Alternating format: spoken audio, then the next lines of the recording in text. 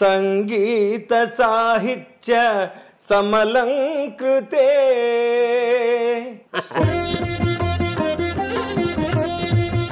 స్వాగతం. కానీ ఒక విషయం చెప్దాం అనుకుంటున్నా, సారు అలాంటివి వద్దురా, బాబాయ్ అని పిలుస్తా, అలాగే పిలువ, ఎందుకంటే చాలా ఆర్టిఫిషియల్గా అనిపిస్తుంది అలా అయితే. ఎందుకంటే లేకపోతే ఆ బీసుకుపోయి ఏదో ఇంటర్వ్యూ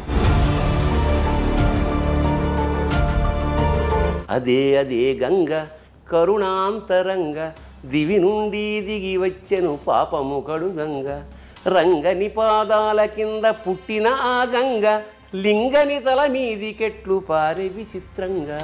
ఈ ఐశ్వర్యం బులాలు భూములు కొంపలు అవి కావు.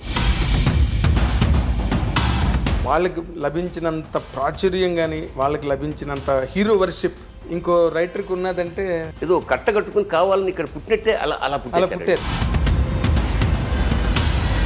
అంత మృదువుగా అంత సున్నితంగా ఉండే ఈ ధ్వని నేను వాయిస్తుంటే రంపంతో కోస్తే పొట్టు రాలుతున్నట్టుంది. ఆటగదరా శివ ఆటగద కేశవ ఆటగదరా నీకు అమ్మతోడు. అమ్మతోడు అంటే ఏమిటి ఇక్కడ? నాటకం ఏంటి సబ్జెక్టు? ఇది ఎక్కువైపోయింది, ఇది మనమే రాసుకుందాం అని మొదలెట్టా. నాటిగా ఇది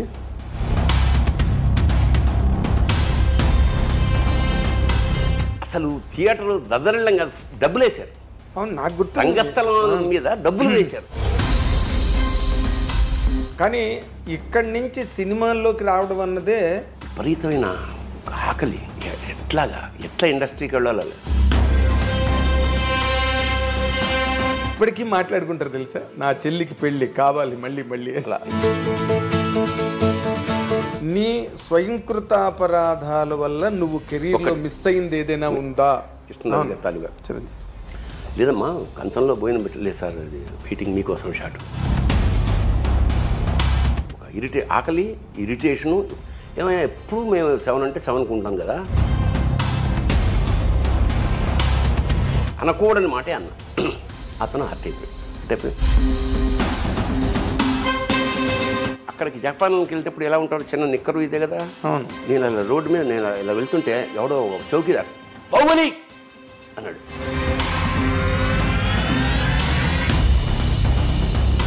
ఒక మహానుభావుడు, ఒక లెజెండ్ ని డైరెక్ట్ చేసావు. షార్ట్ కట్ చెప్పడం మర్చిపోయాడంటే నేను వెళ్ళకూడదు అనుకునేవాడు. అలా ఆ సినిమాకి 3 సార్లు జరిగింది. అవునా? ఆ పర్ఫార్మెన్స్కి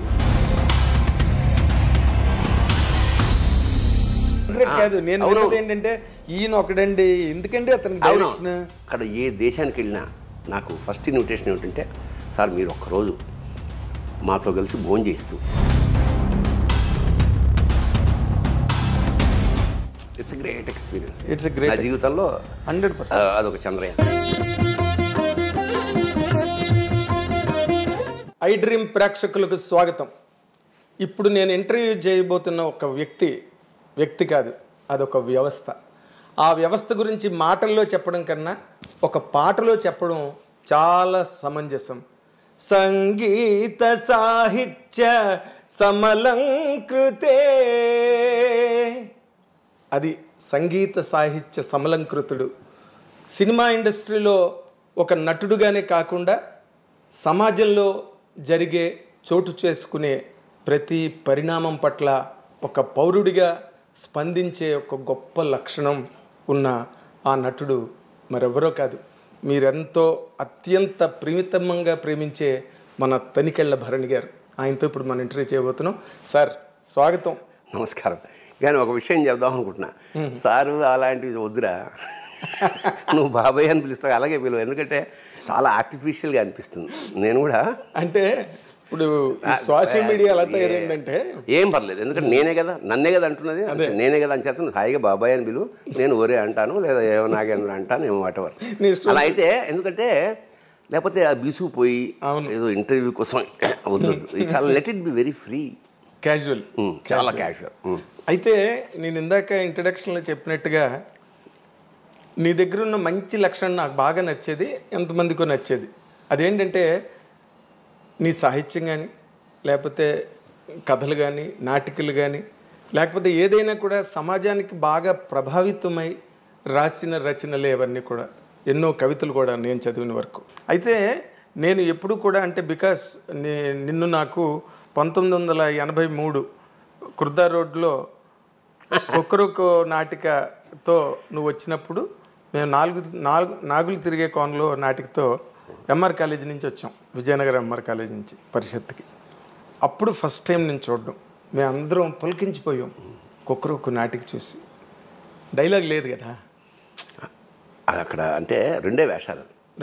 తల్లవజ్జల సుందరం నువ్వు, దాంట్లో పెద్ద నేపథ్యం ఉంది చెప్తా. సో అప్పటి నుంచి నీ ప్రయాణం నాకు సినిమా ఇండస్ట్రీలోకి నువ్వు రావడం నాకు తెలుసు. కోడంబాకం బ్రిడ్జ్ దగ్గర కంచుకోవచ్చిన స్క్రిప్ట్ పట్టుకుని నిలబడ్డాం. నేను అడిగాను సెటిల్ అయ్యావు బాబాయ్ అంటే, సెటిల్మెంట్ ఎవడుకుందిరా రామోజీరావుకి మాత్రం ఉందా సెటిల్మెంట్ అన్న నాతో. అలాగే నీ మలుపు ప్రతిదీ నేను ప్రత్యక్షంగా చూశాను. అండ్ పండించుకున్నావు కెరీర్ని. ఎలాగంటే ఊరికే నటుడుగా 4 వేషాలు వేసుకోవడం, 4 రాళ్ళు వెనక్కి వేసుకోవడం కాకుండా దాంతోపాటు ఈ సాహిత్యాన్ని కూడా నీ జీవితాన్ని ఒరుసుకుంటూ ఆ సాహిత్యం కూడా ప్రయాణం చేసింది. నువ్వు రాసిన నాటకాలే కాదు, ఆటగద రాసేవా కానీ, పరికిణి కానీ, నక్షత్ర దర్శనం కానీ, ఇవన్నీ అంటే నీ పేరున ఈ ప్రపంచంలో చిరస్థాయిగా ఉండిపోయే వర్క్స్ అవన్నీ కూడా. అసలు వాటన్నిటికీ బేసిక్ ప్రేరణ, ఎందుకంటే నువ్వు నటుడుగా బిజీగానే ఉన్నావు. బేసిక్గా మాది పండిత కుటుంబం. వంశంలోనే కొంచెం సరస్వతి కటాక్షం ఉంది. ఎందుకంటే మా ప్రపితామహులు జంట కవులు, తిరుపతి వెంకట కవుల్లో ఒకరైన దివాకర్ల తిరుపతి శాస్త్రి గారు మా ప్రపితామహులు. అంచేత కొంచెం ఇంగువ కట్టాం గుడ్డకి, అలా ఉంది. అలాగే నా పైవాడు, మేము 7 అన్నదమ్ములు. నా పైవాడు Suribabu Tanikella, is no more. వాడు అపారమైన మంచి సాహిత్యం, ఇంగ్లీషు తెలుగు సాహిత్యాలు. ఓకే, అంటే ఇంగ్లీష్ ఇలా పుస్తకం పట్టుకుని తెలుగులో ఈ కథని తెలుగులో డబ్బింగ్ చెప్పేసేవాడు అనమాట, తెలుగులో రాసుకునేలా అట్లాంటి వాడు. అలాగే మా అన్న ఎంఎస్కో పాకెట్ బుక్స్ ఆరంభం, మా పెద్దన్నయ్య దానికి మెంబరు. అంటే ఇంట్లో పుస్తకాలు ఉండేవి ఎప్పుడు అలాగా. ఓకే, సో పుస్తకం ఉంటే ఇక చదవడం, అంటే వేరే ఎంటర్టైన్మెంట్ ఏమున్నప్పుడు ఇంకా రేడియో రాలేదు మాకు, నా చిన్నదానికి అప్పుడు ఇంక రేడియోలే ఎరగం.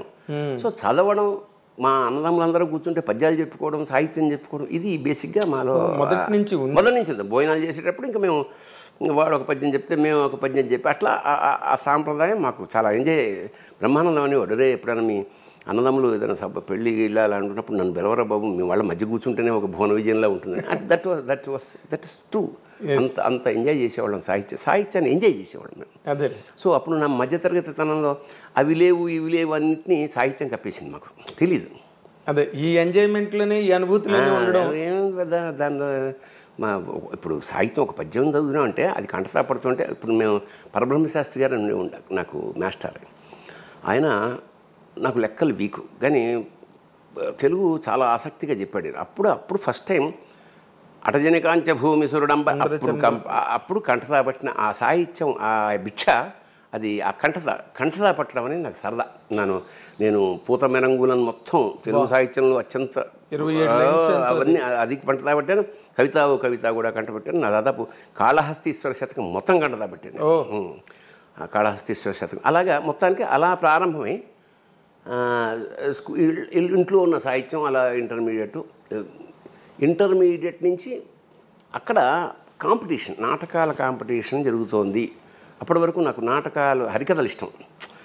హరికథ ఎందుకంటే నాకు హరికథ అంటే చాలా ఇష్టము, చాలా గౌరవం కూడా. ఎందుకు గౌరవం అంటే, ఒక వ్యక్తి అక్కడ కథ మొదలెట్టాక అది భారతమోనో రామాయణమోనో రామాయణం అనుకుందాం, ఆడే రాముడు, ఆయనే సీత, ఆయనే లక్ష్మణుడు, ఆయనే ఆంజనేయుడు, ఆయనే వాలి, ఆయనే జటాయు, ఆయనే రావణాసురుడు కూడా.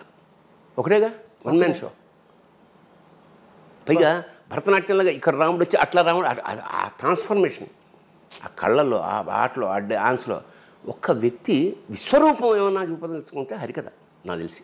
అందుకని నాకు ఆదిభట్ట నారాయణ దాస్ గారి పేరు తలుచుకుంటే అసలు పులకిస్తుందన్నమాట ఒళ్ళు. ఒక్క వ్యక్తి, అబ్బాయి ఎలా రసాప్లావిత కథ చెప్పేస్తున్నాం, మనం వెళ్ళిపోతున్నాం, అన్ని పాత్రలు చూసేస్తున్నాం, సినిమా అయిపోయింది, బాహుబలి చూసేసాం. తర్వాత పాపం మళ్ళీ మామూలు చిన్న హరికథ, ఆ దక్షిణ, ఆ తాపత్రయం. అంచేత నాకు హరికథ అంటే అపారమైన గౌరవం. That made me actor. ఆ నటన కానీ రచన కానీ ఏదైనా సరే దానికి బేస్ మాత్రం హరికథ. అక్కడి నుంచి మెల్లిగా ఇదైతే దాన్ని ఇమిటేట్ చేస్తుండేవాడు ఇంటికి వచ్చి ఓ బొట్టెట్టేసుకుని ఆ బావిలాకులు ఉండేవి అప్పట్లో మా రైల్వే క్వార్టర్స్లో. ఆ బావిలాకులు దండ వేసుకుని చిన్న లుంగి కట్టుకుని చెమట అని బొగ్గులు వేరడానికి చెమట ఇప్పుడు జనానికి తెలియదు ఇలా అంటే దానితో సౌండ్ వచ్చేది చక్ చక్. అవును.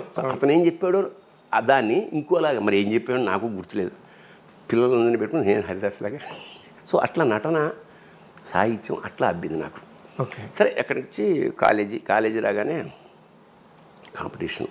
అప్పట్లో కాలేజీ నాటకం అంటే జంజాల గారిది లేదా ఆది విష్ణు.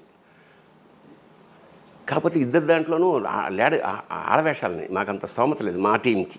అదే కొంచెం మధ్యతరగతి టీం అది. మిగతా వాళ్ళందరికీ హీరోలు మ్యూజిక్ పెట్టుకునే. సో అప్పుడే మా నాన్న రిటైర్ అయ్యి మేము అద్దె ఇంట్లోంచి వచ్చాము. రైల్వే క్వార్టర్స్ లాంటి అపారమైన విశాలమైన సామ్రాజ్యం నుంచి మధ్యతరగతి దీంట్లోకి వచ్చాం, అద్దెంట్లోకి. అదేంటి నీళ్ళకు వాడుతున్నారు, గోడకు మేక కొట్టారు, లైట్ అప్పుడే, ఇవన్నీ కొత్తగా మాకు. అది కదా రైల్వే క్వార్టర్లో మీరే రాజులు మహారాజులు. ఇదేంటిది ఇవన్నీ అనుభవాలతో అద్దె కొంప అని నాటికి రాశాను. నేనే డైరెక్షన్, నేనే యాక్టర్. అది సంఘీ కాలేజ్ ఆఫ్ కామర్స్లో బీకాంలో నాటకం వేసేటప్పటికి మాకు ఉత్తమ ప్రదర్శన మాకు ఆ నీరాజనం అందరు చప్పట్లు. ఆ చప్పట్లేదా ఆకలి కొన్న కళాజీ బచ్చభక్ష అంతే. ఇంకా అంతే. అక్కడి నుంచి మనం ఏదో ఇది కాదన్నమాట, మనలో ఇంకోటి ఏదో ఉంది అని ఇంకా వెతుకుతున్నాం. ఇంకా మనం అక్కడికే ఫస్ట్ టైం ఇంకా అందరం ఎవరైతే నాటకం వేసామో అందరం కూర్చుని నవీన కళామందిర్ అని ఒకటి స్టార్ట్ చేసి దీన్ని చీఫ్ గెస్ట్ అవని పిలుద్దాం అంటే ఆ పక్కనే దగ్గరలో రాళ్లపల్లి ఆర్వి నరసింహారావు గారు అని ఉండేవారు. ఆయన మా గురువుగారు రాళ్లపల్లి వెంకట నరసింహారావు గారు. ఆయన దగ్గరికి వెళ్ళి రిక్వెస్ట్ చేసి ఇట్లా సరిగ్గా ఆయన పెళ్ళి 16 రోజుల పండగ కూడా అవ్వలేదు, దాదాపు 13 రోజులు 12 రోజులు అయిందంతే.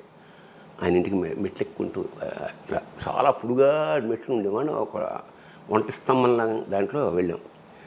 ఇంకా అవికి ఇంకా పసుపు తాడు ఇంకా ఆ తిక్కుగా ఉంది. అయ్యా ఇట్లా మేము సమాజం వ్యవహరిస్తాం, మీరు వచ్చి అక్షింతలు ఆశీర్వదించాలి. సరే వచ్చి పరిచయం అయింది. ఏదో మా స్థాయికి బూంది చాయ్ తోటి నాటకం. ఇంకా మేము చిన్న స్కిట్స్ లాంటివి ఇప్పుడు వస్తున్నాయి టీవీల్లో, అలాంటి స్కిట్స్ తయారు చేసి జబర్దస్త్ స్కిట్స్. 8 నంబర్ గల్లీ మా సీతాఫలం మండికి వెళ్ళే దారిలో 8 నంబర్ గల్లీలో మా తొలి ప్రదర్శన జీవితంలో. మా అంతటా మేము రాసుకుని మేము మేకప్ వేసుకుని మేము చేసుకుని వెళ్ళేటప్పటికి అక్కడ వాడెవడైతే ఉంటాడో ఆర్గనైజరు ఒక ఇంతలావు తెర కట్టేసాడు ముందు. ఇదేంటను అంటే మీరు వేస్తారు కదా, మేము వేయడం అంటే నాటకం అట్లా వేస్తే ఇది స్క్రీన్ కాదే, సినిమా కాదు, ఇది నాటకం అంటే ఏం చేయాలండి, తీసే బాబు అన్ను. తీసేసాం. ఇంకా మేము మొదలెట్టాం. అంటే to be frank it is a slapstick comedy. Slapstick అంటే మన చార్లీ చాప్లిన్ లాగా సెటిల్ కామెడీ కాదు, ఊర కామెడీ. అదే అరటిపండు తొక్కేసారు లాల్ అండ్ హాడీ యాక్చువల్గా. అసలు స్లాప్స్టిక్ అంటేనే వాళ్ళు కర్ర ఇలా విరగ్గొట్టి వెదురుని ఇలా 4 ముక్కలు కొట్టేసి జోకర్లు పెట్టుకుంటారు. సరే అది ఇలా కొడితే చిల్క్ సౌండ్ ఎక్కువ, దెబ్బ తగలగానే sound. That is called slapstick, cheap comedy. ఈ సర్కస్లో పిల్లల్ని ఎంటర్టైన్ చేయడానికి జోకర్లు ఊరికే కొట్టుకుంటూ ఉంటారు. అవును. ఆ స్లాప్స్టిక్తో కొడుతుంటారు కదా, ఆ సౌండ్ ఎక్కువ. అంత చీప్గా మేము అంటే మాకు తెలిసిన ఓవర్ చేయడం కదా, అతి చేయడం. అది విపరీతంగా నవ్వుతున్నారు పిల్లలు, చిన్న పిల్లలు, వాళ్ళు వీళ్ళు. కానీ కట్ చేస్తే ఆయన వచ్చాడు ఆర్గనైజర్. రైట్ మీరు ఆపండి ఒక నిమిషం అని స్టేజ్ మీదకి వచ్చి, ఏమా మజాక్ చేస్తుండ్రా, అరే ఎంత కష్టపడి నాటకం ఆడుతుంది, నవ్వుతారేం ఏమ్రా, నోటి మీదలే ఏమి అది సూర్యండి సార్ అంటే మేము మేము వేస్తుందే వాళ్ళు ఎంటర్టైన్మెంట్ చేయాలి, వీడెవడరా బాబు అని. ఇట్లాంటి స్థాయి నుంచి ఇది చూశాడు మా గురువుగారు. సరే ఓకే ఆర్టిస్టులు పిల్లలు పనికొస్తా అంటే యాక్చువల్గా టు బి ఫ్రాంక్ మా గురువు మీద కోపం వచ్చింది. ఎందుకంటే మాకు ఆయన నాటకాలు వేసుకుంటూ వెళ్ళిపోతున్నాడు, మేము ఇక్కడ ఆర్టిస్టులు సమాజం మొదలెట్టే చిన్న వేస్తున్నాం, మాకు ఎంటర్టైన్మెంట్ ఇవ్వడే, మాకు ఏదైనా అవకాశం ఇవ్వడా అని చెప్పేసి మేము ఇలాగ చిన్న మొదలెట్టేసాం. ఆ ఫోటోలు తీయడం అవన్నీ మెల్లిమెల్లిగా ప్రచారం అయిపోయింది. ఇంకా దీన్ని ఏమంటారు, నవరాత్రులు అప్పుడు 9 days బిజీ మేము. ఎక్కడ పడితే కారులో ఎక్కించుకుని తీసుకెళ్ళిపోయి ఒక చోట్ల కాబట్టి అది ఒక లోకల్గా వీడు లోకల్ ఫేమస్ అయిపోయింది. అయితే మా గురుగారు గుర్తించారు, టాలెంట్ ఉంది కానీ this is not the right way of expression అని చెప్పి ఆయన మమ్మల్ని నాటకాలకి ఆరంభించి ఫస్ట్ ముగింపు లేని కథ. అప్పుడు నాకు దాదాపు 23 ఏళ్ళు.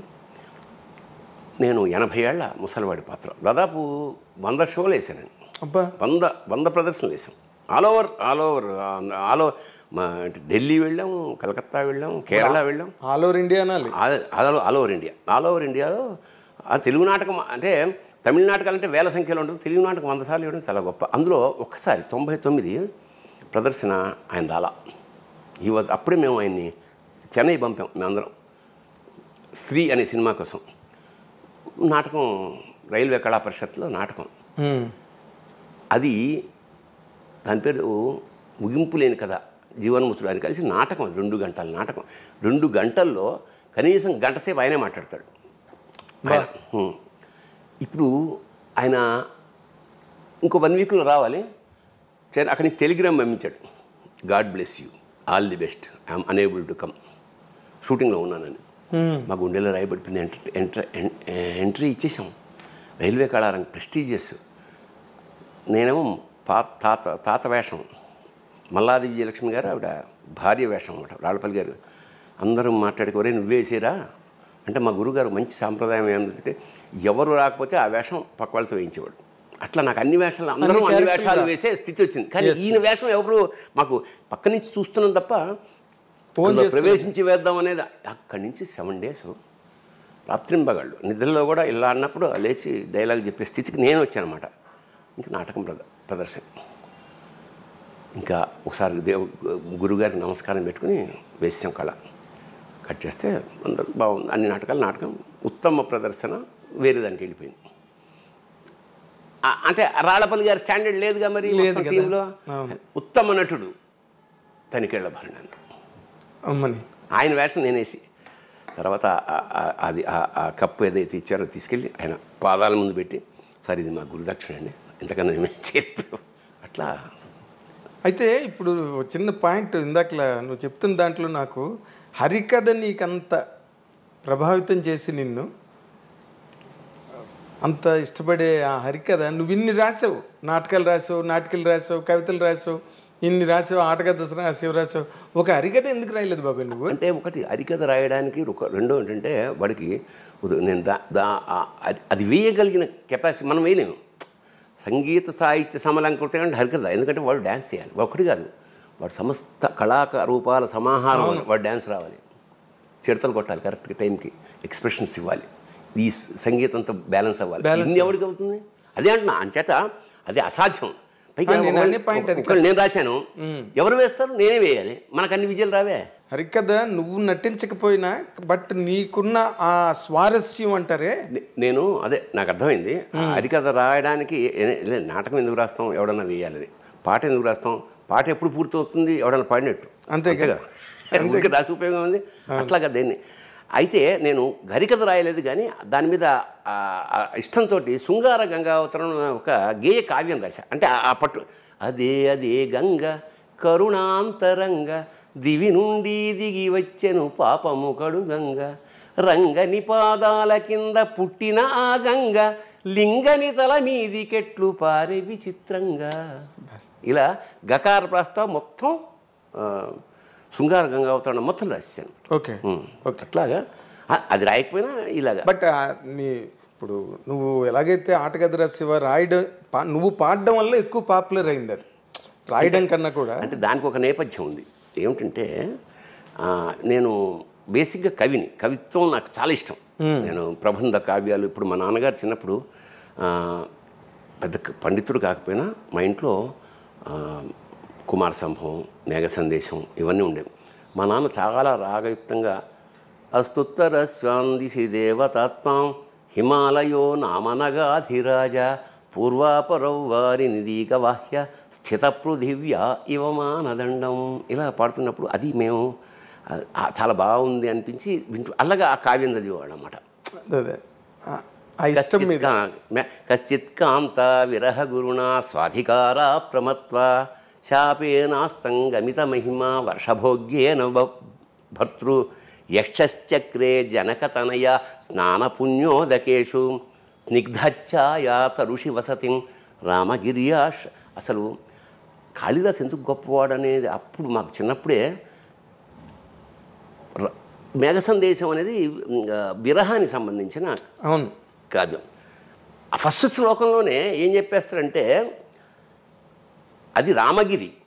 ఇక్కడ జనకతనయ స్నానపు ఆ నీళ్ళు ఎలాంటివంటే జనకతనయ అయిన సీత స్నానం చేయడం వల్ల పుణ్య నదీ జలాలు అవి. సో సీతకి రాముడికి లింకు పెట్టి ఇది విరహానికి సంబంధించిన కథ అని ఫస్ట్ శ్లోకంలోనే కాళిదాస్ చెప్పేస్తాడు. అట్లా మా జీవితాల్లోకి కాళిదాసు. నేను ఎప్పుడూ గర్వించే విషయం ఏంటంటే మన సంపద అదే. ఈ పుస్తకాలే నా సంపద. ఈ ఐశ్వర్యం, బులాలు, భూములు, కొంపలు అవి కావు. ఎందుకంటే ఏ క్షణమైనా ఆ శ్లోకం చదువుకుంటే మనకు వచ్చే ఆనందం వేరే, అది వేరే మానసిక ఆనందం. అందుకనే సంగీత సాహిత్యాలు ఒక రాక్షస ప్రవృత్తి అంటే ఒక మృగమే కదా. మనిషి అంటే మృగమే కదా. ఆ మృగి నుంచి మెల్లిగా మార్చాలంటే వాడు ఇదర్ సంగీతము, సాహిత్యము, లలిత కళలో వాటిని సూట్ చేసి వాడిని మనిషిగా మారుస్తాయి. ఒక కవి హత్యలు చేస్తాడు అంటే అది దరిద్రంగా ఉంటుంది. చేయలే. ఒక వీణ వాయించేవాడు పిస్టల్తో కాల్చి ఊహించలేం మనం. సో ఎందుకు సున్నితత్వం ఎంటర్ అయిపోతుంది. అందుకని లలిత కళల వల్లనే లేదా సాహిత్యం వల్లనే ప్రపంచం ప్రశాంతంగా ఉంటుంది, ఆనందంగా ఉంటుంది. సాయంత్రాలు ఇంకొక వేరే లోకాలు సృష్టించుకోగలుగుతాం. That is the very purpose of music, literature and music. ఇప్పుడు నార్మల్గా అంటే నువ్వు చెప్పిన దాంట్లోని నువ్వు ఫాలో అయ్యే మెథడాలజీలో ఈ సమాజాన్ని బాగా ఇన్ఫ్లుయెన్స్ చేసిన కవులు ఆ తరంలో ఉంటే తర్వాత తరంలో ఒక వేమన గారు కానీ, ఒక గురజాడ గారు కానీ, తర్వాత శ్రీశ్రీ కానీ వాళ్ళకి లభించినంత ప్రాచుర్యం కానీ వాళ్ళకి లభించినంత హీరో వర్షిప్ ఇంకో రైటర్కి ఉన్నదంటే దురదృష్టం. తమాషా చూసా, ఈ ఇప్పుడు నువ్వు చెప్పిన పేర్లన్నీ ఒక పీరియడ్ వాళ్ళే వీళ్ళందరూ. శ్రీశ్రీ, కృష్ణశాస్త్రి, చలం, వీళ్ళందరూ ఏదో కట్టగట్టుకుని కావాలని ఇక్కడ పుట్టినట్టే అలా పుట్టారు. ఆ తర్వాత మళ్ళీ అంత గొప్పగా అనేది ఇక ఎక్కడ గురజాడ నాటకం అంటే గురజాడ దగ్గర అయిపోతుంది. అదే అప్పుడు కాళిదాసు నాటకం అంటే గురజాడ పోవడం పోయిట్లు శిష్యు దగ్గర అయిపోతుంది. ఆ తర్వాత ఎంతమంది ఉన్నా కూడా అది ఆశ్చర్యం. ఎందుకంటే వాళ్ళ చిత్తశుద్ధి, నేను అనుకోవడం వాళ్ళ నిజాయితీ. ఇప్పుడు త్యాగరాజు స్వామి కానీ అన్నమయ్య కానీ ఆ కీర్తనలు రాశారంటే వాడికి ఎవరితోటి సంబంధం లేదు, రాముడితోటి తప్ప త్యాగరాజుకి ఎవరితోటి సంబంధం లేదు. నిధి కీర్తన అంటే అసలు జగదానందకారక అనే పదాల పోహళింపు ఉందే. జగత్తు మనకు తెలుసు, ఆనందం తెలుసు, కారకుడు తెలుసు. అది కలిపిన వాడు జగదానందకారక. ఒక్క వాక్యంలో మొత్తం వ్యక్తిత్వం అంటే దేవుడి వ్యక్తిత్వం, వీడి ఆర్ద్రత అంత ఏక వాక్యంలో చెప్పి అనుభూతి. ఏకవాక్య దాన్ని ఏమంటారు, ఏకవాక్య సంబోధనం, ఏకవాక్య మహాకావ్యం. ఏకవాక్య మహాకావ్యం అన్నమయ్యుడు. ఇంత మాత్రమున ఎవ్వరుదలచిన అంత మాత్రమే నీవు. అసలు నాకు అప్పుడు అనిపిస్తుంది అంటే మనకు నమ్మకం నీకు కొండంది ఉంటే ఆడు కొండంది ఉంటాడు. అవును, నీకు ఇంత నాకు అంతే ఉంటాడు. పొద్దున్న నుండి సాయంత్రం లేదనుకో, నువ్వే అంత బిజీ అయితే వాడు ఇంకా బిజీ. సో సాహిత్యంతో కానీ ఆయన మాట, అన్నమయ్య గారు రాసిన మాట నాకు ఒకటి ఎంత ఇష్టం అంటే, ప్రియుడికి రాసిన పత్రిక కాదు కదా అని.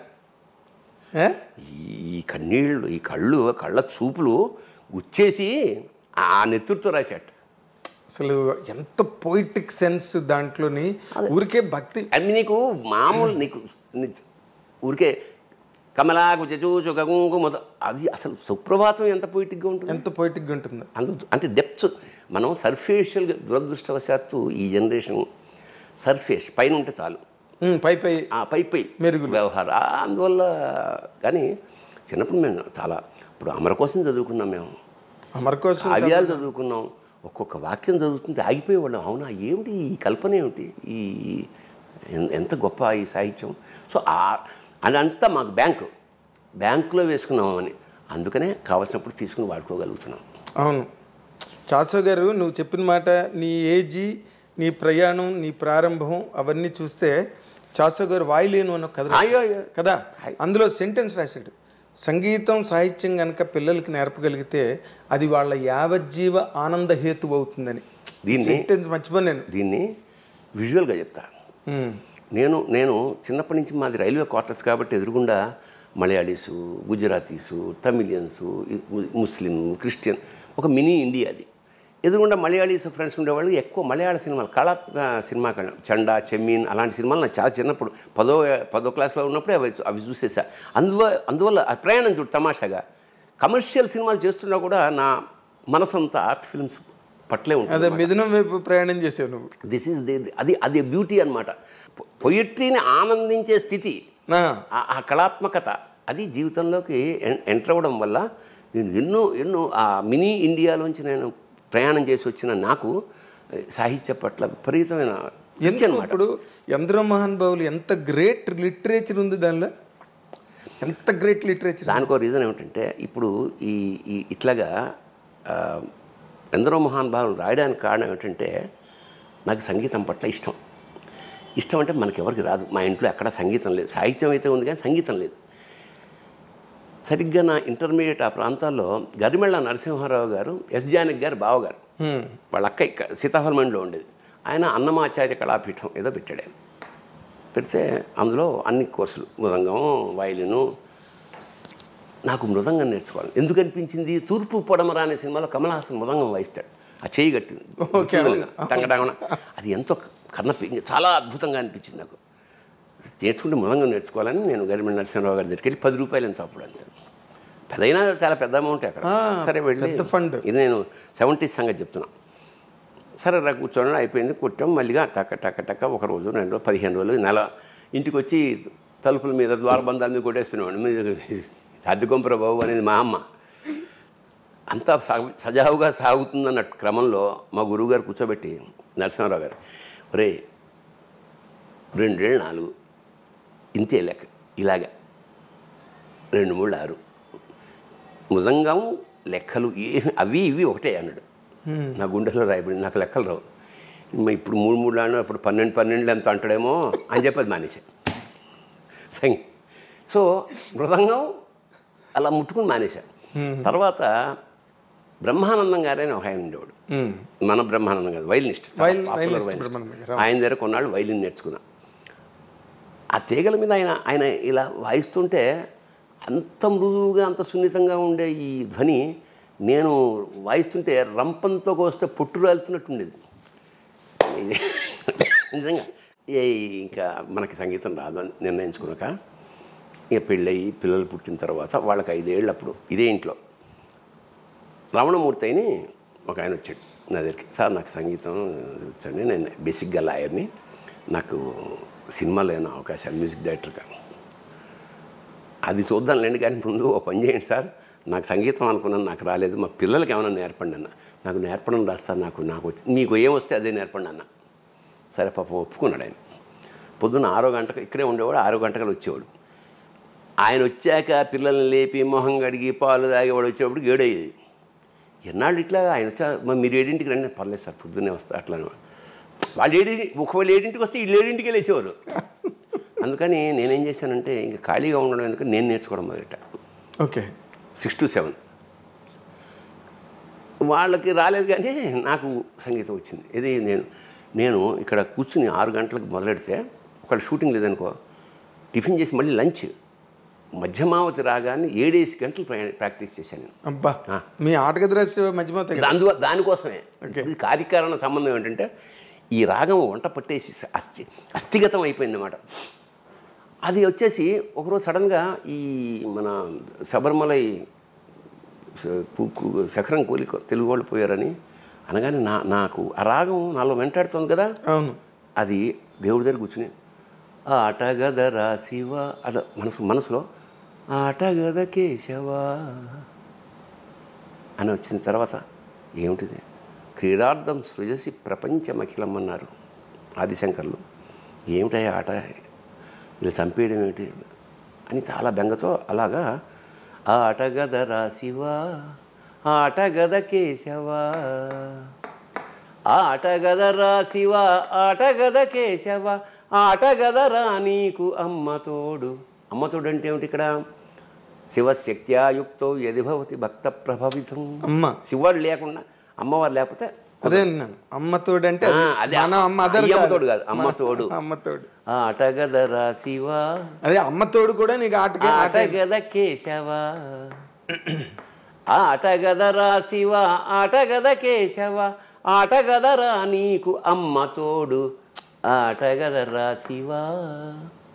ఆటగద గణపతిని తిరిగి బతికించేవు, కళ్ళు మోయుట మొదటి ఆట నీకు. మళ్ళీ ఆటగద మాయకే మాంగళ్యమును గట్టి, కామదహనము సయ్యాట నీకు. ఆట బ్రహ్మకు సృష్టి అంతమే నీ దృష్టి, విష్ణుమాయలు కూడా ఆట నీకు. ఆట చదువుల తల్లి ఆట బంగారు వల్లి, ఆట చదువుల తల్లి ఆట బంగారు వల్లి, ఆటగద శ్రీచక్ర సంచారిణి, ఆటగదరా శివా, ఆటగద కేశవా. ఇది అదే రాగంలో ఒక 22 రోజులు జ్వరం. జ్వరం అంటే ఎక్కడ వచ్చినా అదే అదే అదే అదే ఫేవరెట్. రాత్రి పొద్దున్న నైట్ రాత్రి పక్కన ఇది పుస్తకం పెట్టుకుని పెన్ పెట్టుకుని పడుకునేవాడు అనమాట. ఓ రాత్రి వీళ్ళు వస్తే వేసేసి మావిడికి భయం వేసేసింది. వీడు పిచ్చెక్కింది. ఏమిటండి ఇలా పిచ్చెక్కినట్టు ఇలా అయిపోతున్నారు మీరు ఏదంటే, ఒకవేళ నిజంగా శివుడి పిచ్చి ఎక్కితే అంతకన్నా కావాల్సింది ఏమిటంటే, మొత్తానికి అది 125 రాక రాసి దాన్ని 108కి ఎడిట్ చేసి, అదే కదా 108 చేసి వేటూరి సుందరరామూర్తి గారి తీసుకెళ్ళి పులకించిపోయినా చాలా చాలా చాలా బాగుంది ఆయన అని ముందు మాట రాశాడు. మాడుగుల నాగం శర్మ సంస్కృతంలో దానికి ముందు మాట రాశాడు. జొన్నవిత్తుల రామలింగేశ్వరరావు రాశాడు. అన్నయ్య సీతారామ శాస్త్రి ఒక పాట రాశాడు ముందు మాటగా ఒక పాటే రాశాడు. నాకు బాపు గారికి వినిపించా. పరమాద్భుతమైన బొమ్మేసి పంపాడు.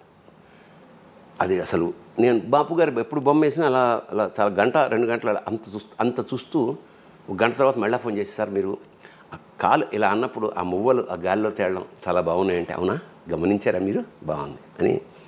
ఒక నెల తర్వాత నేను ఫస్ట్ వేసిన బొమ్మలో ఇలా తంతున్న బాలు కొంచెం దూరం అయిపోయిందండి భూమి. అంటే భూమిని బాల్తో ఆటగదరా శివ అనడానికి ఇలా గమ్మత్తుంటే ఆటగదరా శివ, ఆటగద కేశవ కాబట్టి శివుడికి పింఛం పెట్టాడు ఆయన. అవును, ఎస్ ఐ రిమెంబర్.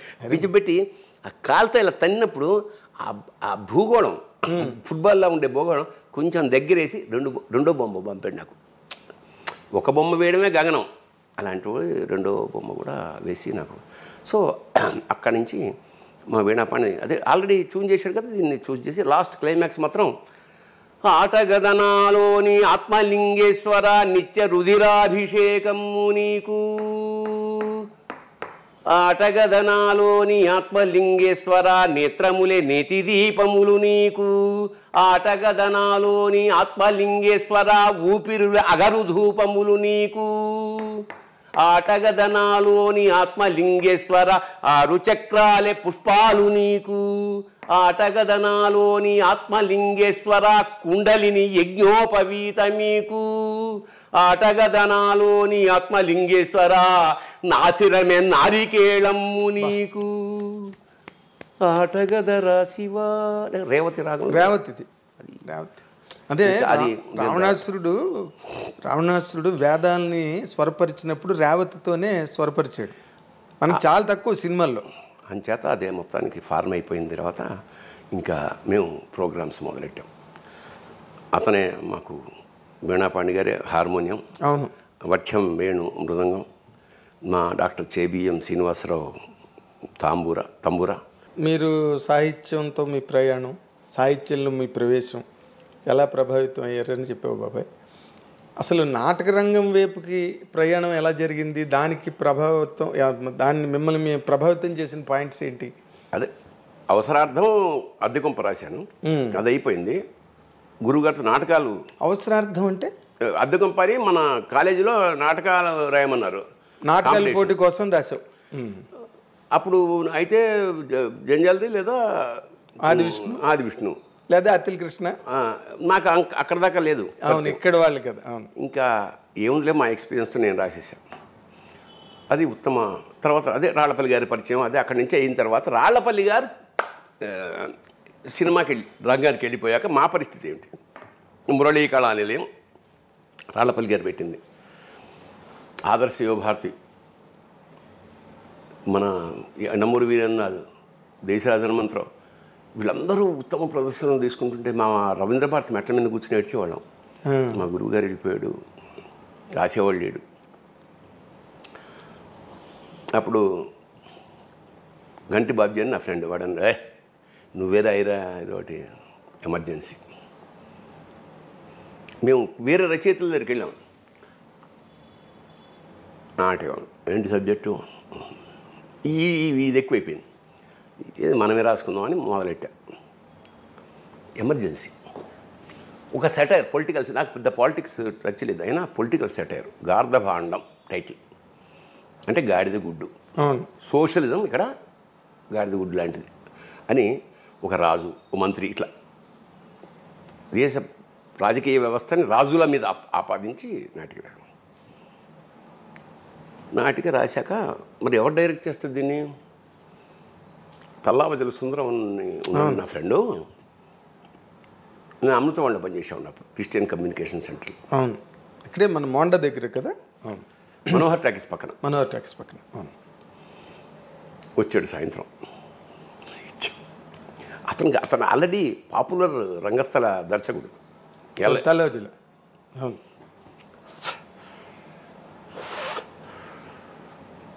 నాటిక ఇది. అవునా? ఇదేంట్రా బాబు ఇలా, ఇదేంట్రా అంటే 15 పేజీలు లేదు నాటికంటే అది రాయి. మళ్ళా అమ్మా వాడు కూడా ఇదేంట్రా అంటే సరే మొత్తానికి మళ్ళా రిహార్సల్స్. ఒక అందరూ బ్లాక్ డ్రెస్సే, అంటే దాని అన్ని ఇప్పుడు జనరల్గా కలర్స్ ఎలా ఉంటాయి? విలన్కి నలుపు, హీరోకి తెలుపు, విప్లవుడికి ఎరుపు, ఏమేం లేవు. అందరికీ నల్ల డ్రెస్సే డిజైన్ చేసాం. ఎందుకంటే సువర్ణాక్షర లిఖిత గత చరిత్రకి భావి ఉషస్సుకి మధ్య వర్తమానపు అంధకారమే గార్ధభాండం. అంధకారం కదా. నల్లటి సూర్యుడు, ఆ దేశంలో అన్నీ నల్లగానే ఉంటాయి. అది నాటకం ఫస్ట్ ప్రదర్శన. నేను అమచ్యుడు, విలన్. ఖమ్మంపాటి సుబ్రహ్మణ్యం రాజు, సుందరం మేధావి. మేకప్ జరుగుతోంది. దేశరాజ హనుమంతరావు మంచి డైరెక్టర్ గారు, మంచి మేకప్ మ్యాన్ కూడా ఆయన. ఓకే. సో మేకప్ వేస్తున్నాడు. మా నాటకం మొదలైంది. అసలు ఓపెనింగ్ షాటే అక్కడ కింద అందరు కూర్చున్నాగా సెటిల్ అవ్వగానే కర్టెన్ ఇలా ఓపెన్ అవుతుంది కదా. ఆల్రెడీ అక్కడ జెండా మంది మయమే, ఒక్క ఏముండవు అక్కడ కూర్చొని జనగణమన అంటే ఆడియన్స్ అందరూ లేచి, సగం మంది లేచి కింద. అసలు అర్థం కాలే వాళ్ళకి. జనగణమనకి లేవాలి, ఇది నాటకంలో జనగణమన, దానికి ఫంక్షన్ జనగణ, ఏం అర్థం కాదు. ఆడియన్స్ ఇలా లేచి కింద కూర్చొని చేసి మొత్తానికి గొల్లుమని నవ్వుకుని ఆపా జెండా అని. ఎవడరాను, నీది ఒక జాతి, నీకు ఒక జాతీయ జెండా అంటాడు రెండోవాడు. మరి ఈ కన్ఫ్యూషన్ అక్కడి నుంచి అందుకుంది నాటకం. మొత్తం గవర్నమెంట్ మీద సెట్ అయ్యారు. పరిగెత్తుకొచ్చాడు ఎవడో, పరిగెత్తుకొచ్చి దేశరాజ హనుమంతరావు, సార్ ఏంటి సార్ వాళ్ళ నాటకం, అది ఎమర్జెన్సీ పీరియడ్, వాళ్ళేమో పొలిటికల్ సెటైర్ వేసేస్తున్నారు, వీళ్ళని జైల్లో పెట్టేస్తారు సార్ అన్నాడు. నేను వెనకాల ఉన్నా, వింటున్నా. అవునా, మనిషి ఎన్నిసార్లు వస్తాడరా, నాటకం ద్వారా కనుక వీళ్ళని జైల్లో పెడితే అంతకన్నా అదృష్టం ఉంది ఏం వల్ల అన్నాడు. అసలు మామూలు పేలిపోయింది అంత నాటకం, దద్దరిల్లిపోయింది. ఉత్తమ విలన్ నాకు. ఆ రోజు నైట్ ఎక్కడో పార్టీ. ఇక ఆ ఊపుతోటి దాదాపు ఒక ఏడాది పాటు ఎక్కడికెడితే అక్కడ వీరంగం అనమాట. ఉత్తమ ప్రదర్శన. గార్ధభాండం పిచ్చెక్కిపోయింది. గార్ధభాండం హిట్ అయింది. నేను ముగింపు లేని కదా నాటకాన్ని సినిమాగా రాద్దామని, కానీ నిరుద్యోగం నాకు బీకామ్ చదివాక. నేను చెన్నై వెళ్ళా గురువుగారింటికి. ఇక నేను ఆయన ఇంట్లో కొడుకులాగే అక్కడే కూర్చునేవాడిని. ఆయన తాగేవాడు కాదు, కానీ నాకు 555 సిగరెట్లు తెచ్చేవాడు అప్పట్లో. నాకంతా సరే మొత్తానికి వెళ్ళాను అక్కడికి వెళ్ళి ముగింపు లేని కదా స్క్రిప్ట్ రాసుకుంటుంది. ఈలోగా బరంపురంలో నాటక ప్రదర్శనకి పోటీకి కట్టాం. మరి నేను చెన్నైలో ఉన్నా కదా, నేను మా సుందరం వాళ్ళ టీంకి ఏం చెప్పంటే, సరే మీరు ఇక్కడి నుంచి విజయవాడ వచ్చేయండి, నేను అక్కడ చెన్నై నుంచి ఇక్కడికి వస్తాను, అందరం కలిసి బరంపురం వెళ్దాం. సరే అన్నాడు. కట్ చేస్తే నేను బయలుదేరి విజయవాడ వచ్చాను. అసలు ఏం అప్పట్లో ఈ ఫోన్లకి లేవు కదా, ఆ ట్రైన్లో వెతుక్కోవడమే వెళ్ళి వచ్చారా లేదా అని. మాకు మాడుగుల కృష్ణమోహన్ అని మా శిష్యుడు అన్నమాట, వాడు రైల్వేలో పనిచేసేవాడు. ఏరా మన వాళ్ళు ఏమన్నా కలిసారా అంటే, ఎవరు రాలేదన్నా. అవునా, ఇదేంటని మళ్ళీ హైదరాబాద్ వచ్చాను. వస్తే మా వాడు జ్వరం వచ్చి పడుకున్నాడు. సుందరం, ఏంటి సుందరం, మనం పరిషత్ అక్కడ కడుతుంటే ఒక్కటి రాలేదు, వాళ్ళకి చెప్పలేదు, మనం వాళ్ళు ఏమనుకుంటారంటే, ఏం చేయమంటావా, ఒక్క రిహార్సల్స్ రావట్లేదే అమ్మా. ఇంకా నాకు అక్కడ ఆల్రెడీ బరంపురం రాలేదు, ఇన్ఫామ్ లేదు. వాళ్ళు ఏమిటంటే ఇంత దొంగ వెధవలు వీళ్ళు, ఆదర్శ భారతి వీళ్ళందరూ కలిసి, వాడు ఒకసారి వెళ్ళినప్పుడు వీళ్ళకి కొట్టేస్తాడు, ఇట్లా ఏదో బ్యాడ్ ప్రాపగండా. నాకు అసలు కాలిపోయిందన్నమాట, ఇంత కమిటెడ్గా మనం చేస్తుంటే ఇదా అని. సరే మళ్ళీ చెన్నై వెళ్ళిపోయి వెంటనే 2-3 రోజులు వీళ్ళెవ్వరూ లేకుండా నాటకం రాద్దాం ఓకే అని 3 త్రిమూర్తులు, ఒకడు విష్ణు బ్రహ్మ మహేశ్వరతో మొదలెట్టి 3 రావట్లా, కట్ చేసి 2 వేషాలతో చేద్దాం, యోగి జోగి మొదలెట్టి మొత్తానికి 2 వేషాలతో ఏంటే అన్నాడు. రివైజ్ రాసేసి తయారు చేశాను, నేను సుందరం అంతే, ఇంకెవరు లేడు ఆర్టిస్ట్. అంటే ఇంక తక్కువలతో బెడద లేకుండా అసలు ఎవరు ఉండకూడదు, డైరెక్టరు రైటరు ఇద్దరం ఆర్టిస్టులు. అదే మరి లలిత కళా సమితి రైల్వేస్ ఫస్ట్ ప్రదర్శన, ఉత్తమ experimental play, best experimental play first. సరే ఏదో గుర్తింపు. నెక్స్ట్ చిలకలూరిపేట తెలుగుదేశం కళా పరిషత్ ఫస్ట్ ఇయర్, ఎన్టీఆర్ పేరు మీద సెకండ్ ప్రొడక్షన్. అక్కడి నుంచి మేము నెక్స్ట్ జిఎస్ఆర్ మూర్తి కళా పరిషత్ విజయవాడ రావాలి. నేను ఆలోచిస్తున్నా, ఏమిటిది ఇట్లాగా ఫస్ట్ టైం ఇది వచ్చింది, 2 సెకండ్ వచ్చింది, ఫస్ట్ రావాలంటే ఏం చేయాలి. అందులో సెంటర్లో వైట్ స్క్రీన్ ఉంటుంది, వెనకాల ఇటు కాషాయం స్క్రీన్ ఉంటుంది, ఇటు గ్రీన్ స్క్రీన్ ఉంటుంది, సెంటర్లో స్కల్ ఉంటుంది అశోక్ చక్రం ప్లేస్లో, సింబాలిక్గా ఇండియాలో జరుగుతున్న దానికి ఒక గ్రాడ్యుయేట్ టోపీ ఉంటుంది, శిథిలమైపోయిన మేధస్సుకి చిహ్నంగా, అంత సింబాలిక్ వే. మేమే తండ్రి కొడుకు, ఆఫీసరు, గుమాస్తా, విప్లవకారుడు, రాజకీయ నాయకుడు, ఇట్లా అన్నీ 2 వేషాలు మేము వేస్తాం కదా, 2 వేషాలు భార్యాభర్త వేషం కూడా ఉంది అందులో. వెనక్కి వెళ్తాం, వెనక్కి వెళ్ళినప్పుడు వెనక్కి వెళ్ళి ఒక 1 2 3 4 శోభనం అయిపోయింది, గర్భంతో వచ్చేస్తాం. అట్లా శోభనం ఎలా చూపించాలి అనేది నాకు ఒక ఐడియా వచ్చింది. ఏం చేసాం, ఇప్పుడు ఇక్కడ స్క్రీన్ ఉంటుంది, అంటే నేను I will show it performance. ఒక్క నిమిషం, ఇది స్క్రీన్, ఇది స్క్రీన్ అన్నప్పుడు దీని వెనకాల ఇటు వచ్చేసాక అబ్బాయి నేను ఇలా బయలుదేరా, నా చెయ్యి, అమ్మాయి ఇలా బయలుదేరి ఇలా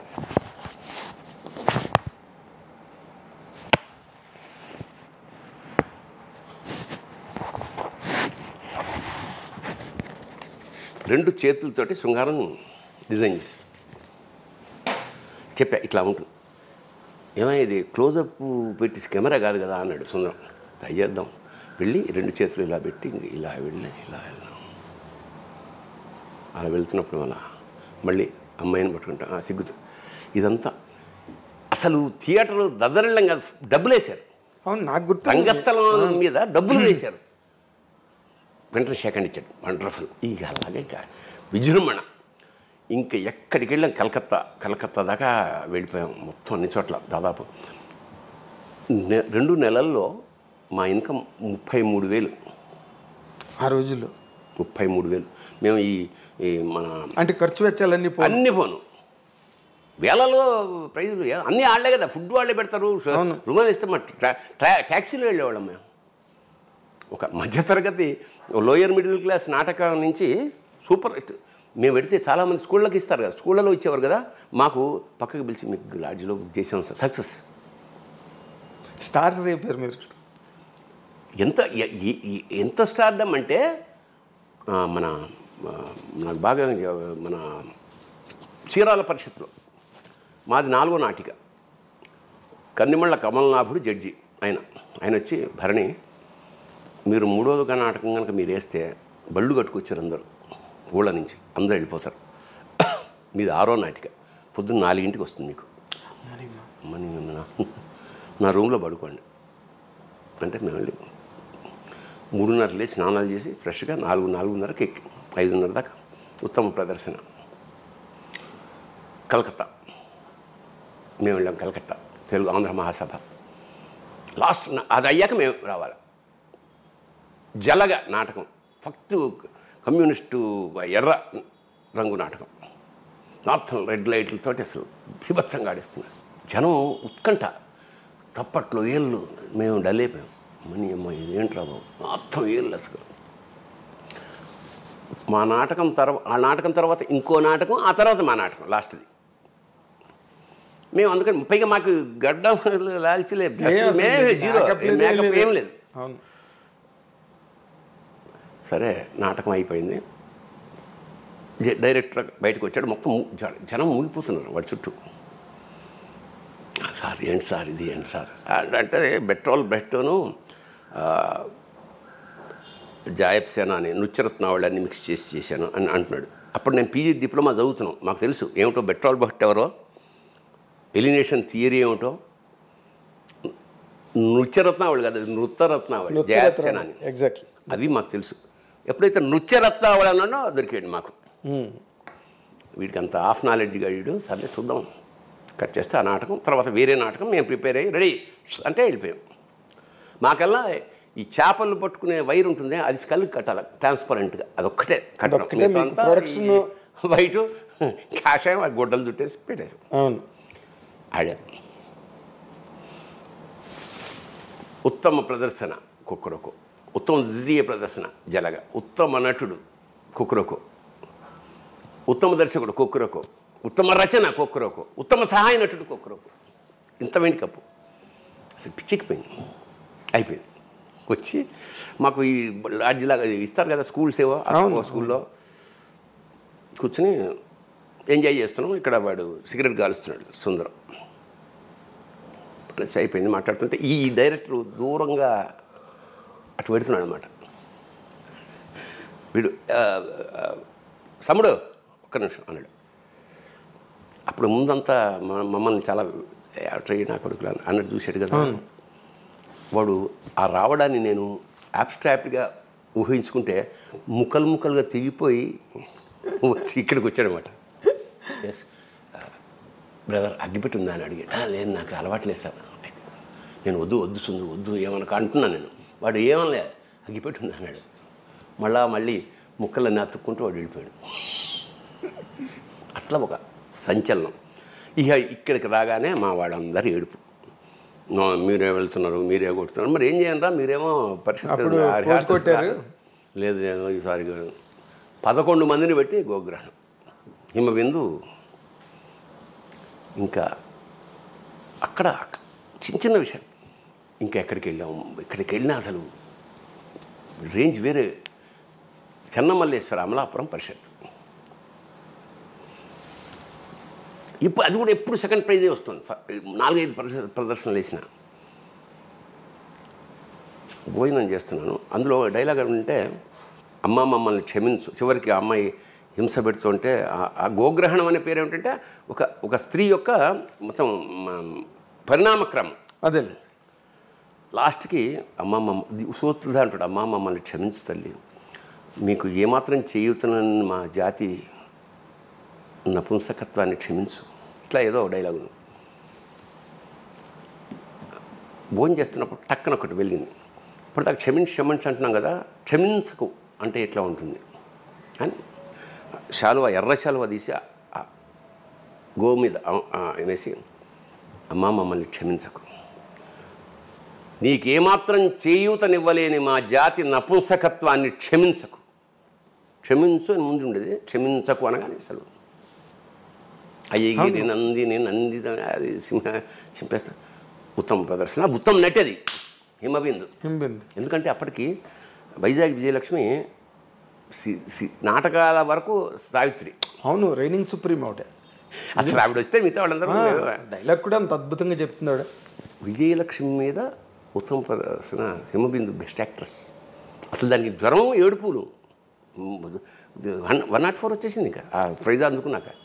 అంటే అసలు చంద్రయాన్ అంతే. అదే ఆ రంగంలో ఉన్న వాళ్ళకి ఆ వాల్యూ తెలుస్తుంది. విజయలక్ష్మి మీద కొట్టేశారు అనేటప్పటికి ఇది అవుట్. అట్లా ఒక ఒక ఒక సామ్రాజ్యం. ఎక్స్పెరిమెంటల్ థియేటర్లో మీరు ఆ రోజున పేపర్లోనే మీ గురించి రాస్తున్నారు. ఇప్పుడు అంటే ఇప్పుడులాగా మనకి టెలివిజన్ మీడియా గట్రా ఆ రోజు లేవు కాబట్టి సరిపోయింది.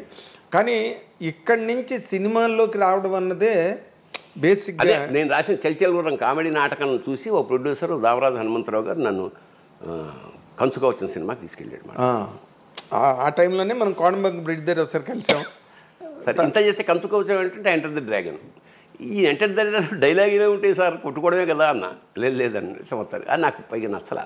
హిపోక్రసీ, ఈ మాటలు దండం పెడతాను వచ్చేసా. అవును, ఇక్కడ మీరు యథేచ్ఛగా స్వేచ్ఛా ప్రపంచంలో మీకు కావాల్సింది మీరు రాసుకుని, పైగా ఇక్కడేం కోట్లు పట్ల 5,000 అందులో 3 కొట్టాడు. ఇంకెందుకు అక్కడ వచ్చేసా. మళ్ళా నేను పట్నం పిల్ల పల్లెటూరు చిన్నవాడు మౌళి గారి సినిమా మళ్ళీ వెళ్ళా. మళ్ళా వచ్చేసా. మళ్ళీ వెళ్ళినప్పుడు వంశీ గారిని పరిచయం చేశాడు రాళ్ళపల్లి గారు. అక్కడ ఎట్లా అంటే ఆయన ఇక్కడ ప్రసాద్ ల్యాబ్, వాళ్ళ ఇంటి పక్కన శాలిగ్రామంలో ఉంటే మా ప్రసాద్ ల్యాబ్కి వెళ్ళి ఇలా కిటికీ ఓపెన్ చేస్తే చిన్న మూవీలో అని ఉండేవి కదా అప్పట్లో. అవును, గోపమ్మ చేతిలో గోరు ముద్ద వస్తుంది చూసాం. బయటకు వచ్చి టీ తాగుతూ మా శిష్యుడు వంశీ రైటర్ అలాగా అని మాట్లాడాక, ఏమంటే నెక్స్ట్ సినిమాకి నేను దీనికి నెక్స్ట్ సినిమా ఒకటి అనుకుంటున్నా, అందులో కొన్ని సీన్లు మీరు రాసి అని కథ చెప్పాడు. ఇట్లా ఉంటుంది, కామెడీగా రాయాలి మీరు, నేను ఇక్కడే ఉంటాను 1 వీక్ వరకు, మీరు ఎప్పుడైనా రావచ్చు అని చెప్పి పంపించాడు. మనకి విపరీతమైన ఆకలి. ఎట్లా ఇండస్ట్రీకి వెళ్ళాలి, ఊరికి ఆషామాషిగా రాలేదు కదా, మనకి ఇంకేం రావిదే. అంతే, పొద్దున 11 గంటలకు వెళ్ళిన నేను సాయంత్రం కల్లా 7 సీన్లు రాసి తీసుకొచ్చేసాడు. ఆయన టైంకి బయటకు వచ్చే టైంకి నేను రెడీగా ఉన్నాను. ఏమన్నా డౌట్స్ అన్నాడు. లేదు సార్ రాసేసారా అప్పుడే అయితే విపరీతంగా నవ్వాడు. నాకు దొరికేశాడు రైటర్, నెక్స్ట్ సినిమా మీరే అన్నాడు. అది లేడీస్ టైలర్. ఇంకా వెనక్కి చూసుకోలేదు. లేడీస్ టైలర్ తర్వాత మళ్ళీ మీ ట్రావెల్ వంశీ కనకమహాలక్ష్మి రికార్డింగ్. కనకమహాలక్ష్మి అని ఒక 6 సినిమా. లాయర్ సుహాసిని. అవును, అంటే మీరు లింగబాబు లవ్ స్టోరీ అదే మన స్రవంతి రవికిషోర్. అవును, ఇప్పుడు మన చెట్టుకింద ప్లేటర్లో పాత సామాన్లు కొంటాం. కరెక్ట్. ఆయన వంశీ మీరు లేడీస్ టైలర్ మళ్ళీ తీయాలనుకున్నారు ఏదో అప్పుడు విన్నాం కదా. ఫ్యాషన్ డిజైనర్ అనుకున్నాం. అది అయిపోలేదు. స్క్రిప్ట్ అయితే రాశాను కానీ అది వర్కౌట్ అవ్వాల. ఓకే, అక్కడి నుంచి నాకు పినిశెట్టి రవిరాజా, కోనసీమ కుర్రాడు, శివ మేజర్ బ్రేక్ త్రూ ఏమో మీకు కదా. నాకు లేడీస్ టైలర్ తోటే బిజీ అయిపోయాను. ఇది నీకు ఒక స్థాయి పెంచేసింది సినిమా. అదే లేడీస్ టైలర్ స్థాయి పెంచేసింది. శివతో మీరు బాగా బిజీ అయ్యారా? రెమ్యునరేషన్లు పెరిగినాయా? బాగుంది. శివతో ఒక ప్రత్యేకమైన గుర్తు వచ్చింది. యమలీల సినిమాతోటి ఇంకా కట్ చేస్తే 26 సినిమాలు చేసావు ఏడాదిలో. అబ్బా, అంటే మానవాతీతం అనుకో. పొద్దున్న సాయంత్రం నిద్రపోతే చాలే అనుకునేవాళ్ళు. అలాంటి స్థితి యమలీల కృష్ణారెడ్డి గారి. ఇంకా పరమ దుర్మార్గమైన పేరు ఈవి సత్యనారాయణ గారిది, కృష్ణారెడ్డి బ్రహ్మాండమైన వేషాలు అన్నమాట. ఇక్కడ అసలు ఐ ఎంజాయిడ్ ద క్యారెక్టరైజేషన్స్ విపరీతంగా. యమలీల ఓ ఏడాది పాటు ఊపేసింది. డిసైడ్ చేస్తా, అవును నాకు బిల్లి చెల్లి దానికి గల్లీలో అలా ప్రవాహం. దాన్ని ఇప్పటికీ మాట్లాడుకుంటారు తెలుసా, నా చెల్లికి పెళ్ళి కావాలి మళ్ళీ అలా. అక్కడి నుంచి అందరు బివి వినాయకు, పూరి జగన్నాథ్ అందరు డైరెక్టర్స్తో వచ్చేసి రాఘవేంద్రరావు గారు నాకు చాలా పరమాత్మీయమైన ఆయన. నారి నడమ మురారితో అతిలోక సుందర్, జగదేకుడు అతిలోక సుందర్తో ప్రారంభమైన మా ప్రయాణం ఇవాళ వరకు కొనసాగుతుంది. రాఘవేంద్రరావు గారు చాలా ఆత్మీయ, చాలా గౌరవం, చాలా ఇష్టం, చాలా ప్రేమ. అవును, మీ ఇద్దరు అలాగే మా అమ్మ అది చాలా ఇష్టం ఆయనకి. సో ఇక అలా బేసిక్గా మీరు ఈ సినిమా కెరీర్లోకి వచ్చిన తర్వాత అంటే నార్మల్గా ఏ మనిషికైనా ఒక విజయ తీరాలకు చేరుకున్న తర్వాత వెనక్కి గనక తిరిగి చూస్తే అందులో కొన్ని చేదు అనుభవాలు, కొన్ని మధుర అనుభూతులు, ఇవన్నీ కామన్ కదా. అంటే మీలాంటి వెటరన్ ఏదైనా చెప్పినప్పుడు అవి వాళ్ళకు ఒక టెక్స్ట్ లాగా పనికొస్తాయి. అసలు మీకు అలాంటి బెటర్ ఎక్స్పీరియన్సెస్ ఏమైనా ఉన్నాయా ఇండస్ట్రీలో? ఉన్నాయి. ఎలాగంటే బికాజ్ యూర్ జావియల్ మ్యాన్ బేసిక్గా. ఎలా ఉంటుందంటే సక్సెస్, ఫెయిల్యూరు, ఆ సక్సెస్ నుంచి కొంచెం తగ్గినా ఆ పక్కకు తోసేసే నేచర్ ఉంది ఇండస్ట్రీకి. అవును, 10 సినిమాలు సక్సెస్ అయినంత మాత్రాన 11వది అలాగే ఉండాలని లేదు. అవును. మన క్రాంతి కుమార్ గారు నాకు బాగా ఆత్మీయ అప్పట్లో. సరే మొత్తానికి పరిచయం అయింది, నాతో ట్రావెల్ చేశాడు. శారదాంబ సినిమాకి నేను రైటర్ని, ఆల్మోస్ట్ కో డైరెక్టర్ని కూడా. అయితే ఆ సినిమా శారద గారు చాలా మంచి వేషం, నాది బేబీరావు అని పరమ కిరాతకమైన వేషం అది. అంతా ఇంత కదా. అంటే ఫస్ట్ ఇంట్రడక్షనే ఒక స్టూడెంట్ నేను, ఫస్ట్ షాట్ నాది ఏం చేశానంటే అమ్మాయిలు ముందు కూర్చుంటే ఓ అమ్మాయి జడ కత్తిరిస్తా అని బేబీరావు. అసలు ఊహించనంత క్రూరుడు పాత్ర ఉన్నది. అలాగా క్రాంతి కుమార్ది అయిపోయింది. చాలాసార్లు ట్రావెల్ చేసాం, అయిపోయింది. నేనేవో సినిమాలు రాసుకుంటున్నా, ఆయన తీయట్లేదు. సడన్గా ఓ సినిమా అనౌన్స్ చేశాడు. అనౌన్స్ చేసి కథ అంతా డిస్కస్ చేశాడు నాతోటే. నాది మెయిన్ విలన్. ఆ తర్వాత 2-3 నెలలు గ్యాప్ వచ్చింది. నేను హైదరాబాద్కి వచ్చా, అన్నపూర్ణ స్టూడియోలో ఓపెనింగ్. నేను మామూలుగా కంపెనీ కారు రాలేదు, నా ఫ్రెండ్ కారు అదే వచ్చాను అనుకున్నాను. అంటే ఉత్సాహం, అందరూ ఇంట్రడక్షన్ ఇక్కడ హైదరాబాదు, అప్పటికి చెన్నైలోనే ఉన్నా కదా. అవును. ఇంకా వచ్చి దిగి వెళ్తుంటే కేఎస్ రామారావు గారు కలిశారు. ఎండు భరణి గారు, సార్ ఇది ఓపెనింగ్ క్రాంతి గారిదండి, నేను మెయిన్ విలన్ సార్. అవునా, ఒక్క నిమిషం రండి, నాకు తెలిసి మీరు కాదు సార్, ఎవరు వేరే నాట విలన్. అవునా, ఇంకా నేను అక్కడికి వెళ్ళాలా వద్దా నాకు అర్థమైపోయింది. అక్కడ నెక్స్ట్ ప్రెస్ మీట్ ఉంటుంది కదా, అవును, అది ఎట్లా అవాయిడ్ చేయాలి. వెళ్ళి క్రాంతి గారిని కూడా కలవకుండా నమస్కారం పెట్టుకుని వచ్చేసి, ఇక అది సినిమా ఏమైనా నాకు తెలియదు. అదే ఇది బిట్టర్ ఎక్స్పీరియన్స్. అద్భుతమైన సువర్ణావకాశం ఇలా ఇలా తింటూగా వెళ్ళిపోయినది ఏమిటంటే, ఇక్కడ దయామేడ్ అని మన విజయచంద్ర సినిమాలో నేను పాత్ర చేస్తున్నాను. అప్పటికి అక్కడి నుంచి ఇక్కడికి వచ్చా వేషం వేయడానికి. మహర్షి నా శిష్యుడు జనార్దన్ మహర్షి. ఈ ఫోన్లు కదా, రాత్రి మామూలు ఈ ఫోన్లు కదా, హోటల్ రూమ్కి వచ్చాకే ఫోన్. ఇంటికి అక్కడ గవర్నమెంట్ ఇంట్లో ఉండేవాడు నేను.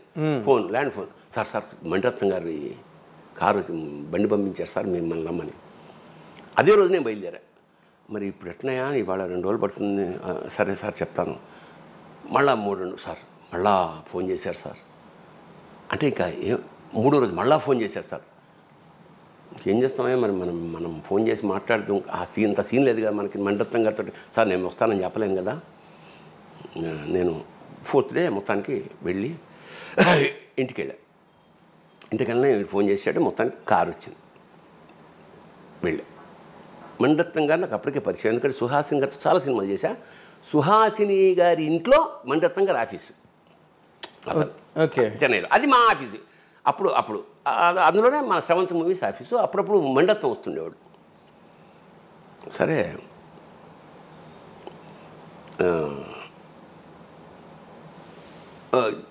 వచ్చింది కదా, ఆఫీస్కి పిలిచారు. వెళ్ళాను. సార్ అంతా కథ చెప్పాడు. దాని పేరు ఏంటి, మన శివాజీ సినిమా, మన రజనీకాంత్ సినిమా దళపతి. సరే వాంగ సార్, ఫోటోస్ టపా సంతోష్ శివన్ ఫోటోలు తీశాడు. తీసి కథ చెప్పాడు, ఫోటోలు తీసేశారు. వచ్చాడు, కూర్చోమన్నాడు, టీ చెప్పాడు. Mister Bharani, the photos think this will not fit for you because I need कुछ aged person, you are too young. అంటే నేను sir white somehow in my films I don't attend wigs and these things. Anyhow will meet next time. నేను Mani Ratnam cinema పోగొట్టుకోవడమా, వీడేమో 3 రోజుల నుంచి tension పెట్టేస్తున్నాడు. అసలు చాలా చాలా ఆ బాధ చాలా కాలం బాధపడ్డా. అయిపోయిందా? సరిగ్గా మొన్న పొన్నియిన్ సెల్వన్ ఆచార్య సినిమాలో నేను చిరంజీవి గారితో పక్కన కూర్చొని మాట్లాడుతూ ఫోన్ వచ్చింది. Phone is from Maniratnam's office. నేను అసలు అన్నేళ్ళు మళ్ళీ ఏమన్నా తీర చూస్తే mister Bharani I'm doing Ponniyin Selvan, you have to write Telugu dialogues for thus. Sir touch పోవచ్చు sir, shall I write 4-5 scenes and send you? ఎన్నా సార్ ఎన్నా పేసురుంగే, ఏంటది వచ్చేయండి అన్నాడు. కట్ చేస్తే వెళ్ళా. 2 రోజుల తర్వాత నేను జనార్దన్ మహర్షి, మా శిష్యుడు శివ సినిమా చూపించారు ఆఫీస్లోనే. స్క్రిప్ట్ ఇచ్చారు, రాయమన్నాడు. ఎందుకు నన్ను పెట్టుకున్నా అంటే అది మరీ మోడర్న్ భాష ఉండకూడదు, మరీ ప్రాతకాలపు ప్రాచీన వయా మీడియాగా ఉండాలి. సో మొత్తానికి ఒక నెల కష్టపడి 2 versions రాసి జయరామ్కి నేనే డబ్బింగ్ చెప్పి అట్లా. అంటే ఆ పోగొట్టుకున్న ఏదైతే సంపద అనుకున్నానో అప్పుడు వేషం పోయింది. అది ఎవరు వేశారు అనుకుంటున్నా, అమరీష్పూర్ వేసాడు ఆ వేషం. అబ్బా, హీ సూటబుల్. నిజానికి సినిమా చూసినప్పుడు అది కరెక్ట్ అనిపిస్తుంది. అంటే ఆ క్యాలిక్యులేషన్. అప్పుడు నేనేదో అమాయకంగా నా వేషం పోయింది, కానీ వేసినవాడు మహానుభావుడు, గొప్ప వేషం, స్టాండర్డ్, మన పిల్లగాళ్ళ ఉండేవాడిని. అది కుదరదు. ఇది ఆ తృప్తి నాకు. ఏమిటంటే ఆ బాధ ఏదైందో దీంతో ఆవేదన తీరిపోయింది. చక్కగా మంచి అమౌంట్ ఇచ్చారు, చక్కగా రాశాను, మంచి పేరు వచ్చింది. రివ్యూలో అమ్మా ఎంత తెలుగుదనం ఉంది స్క్రిప్ట్లో అని అన్న ఫీలింగ్. నేను అప్పుడు ఫోన్ చేసినప్పుడు కూడా నువ్వు నాకు చెప్పావు, పొన్నియిన్ సెల్వన్ వర్క్లో ఉన్నాను. జయరామ్కి నేను స్క్రిప్ట్ డబ్బింగ్ చెప్పాను. ఎంత ఎంజాయ్ చేశానంటే అతని వేషం. అది చదువుతున్నప్పుడు సార్ మన ఇతను బాగా చెప్తున్నాడు అని కూడా ఎడిటర్ అనగానే, అయితే ఇతనితో చెప్పిద్దాం అమ్మా అని నాతో చెప్పించాడు అనమాట. నేను ఆ సినిమా చూసి డబ్బింగ్ చెప్పాక నెక్స్ట్ డే మేము ధమాకాలో నేను అతను విలను, నేను హీరో ఫాదర్, అతను విలను జయరామ్. అసలు రూపురేఖ విలాసం అన్నీ మారిపోయింది. గడ్డం టఫ్గా ఉన్నాడు, అందులో లూజ్ బాడీ, ఒక వైష్ణవ బ్రాహ్మడి వేషం, ఇక్కడేమో విలను. నేను ఎంత ఇంప్రెస్ అయ్యానంటే, జయరామ్ సార్ ఎక్కడున్నాడంటే క్యారవాన్లో మేకప్ చేసుకుంటాను. నేను వెళ్ళి కాళ్ళ మీద పడిపోయా. అప్పుడు నేను సెలవులో ఏంటి సార్ ఆ వేషం, దాని నుంచి నేను డబ్బింగ్ చెప్పాను. Sir thank you. నేనన్నా ఈసారి నేషనల్ అవార్డు ఖచ్చితంగా మీ వేషానికి వస్తుంది. So that was a great experience. అదే ఇన్ని సినిమాలు ఇంత కెరీర్లో నీకు అవే మాత్రమే గుర్తున్నాయంటే అవి ఎంత ఇంపాక్ట్ క్రియేట్ చేసి ఉంటాయి కదా నీ మీద. వ్యక్తి మణిరత్నం అనేవాడు ఒక మేరు శిఖరం సినిమాల్లో సంబంధించి.